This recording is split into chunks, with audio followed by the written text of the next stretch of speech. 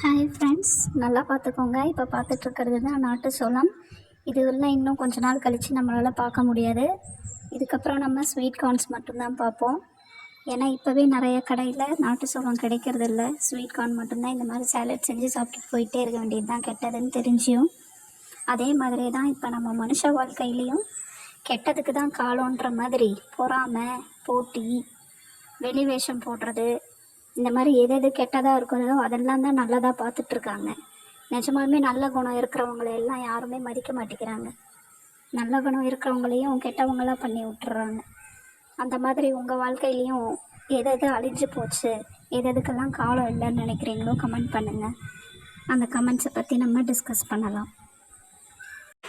இவ்வளோ சொல்லிவிட்டு நான் என்ன நூடுல்ஸ் பேக்கெட் தானே பண்ணுறேன் அப்படின்னு சொல்லி நினைக்காதீங்க. இது நான் 6 மாதத்துக்கு அப்புறம் சாப்பிட்றது. அதுவும் ஒரே ஒரு பேக்கெட் வாங்கி நாங்கள் 4 பேரும் கொஞ்சம் கொஞ்சம் ஷேர் பண்ணிக்குவோம். என்ன பண்ணுறது, நாக்கு கண்ட்ரோல் பண்ண முடியலையே.